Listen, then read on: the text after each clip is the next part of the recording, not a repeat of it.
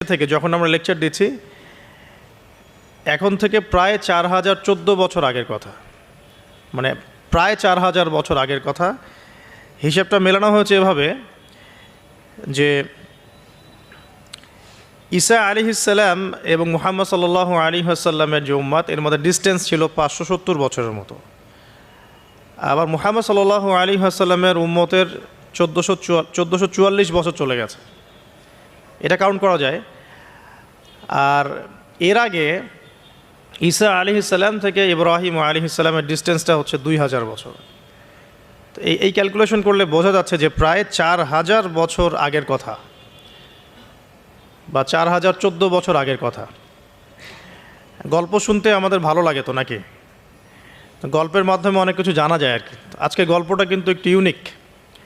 আজকে থেকে প্রায় 4014 বছর আগের কথা।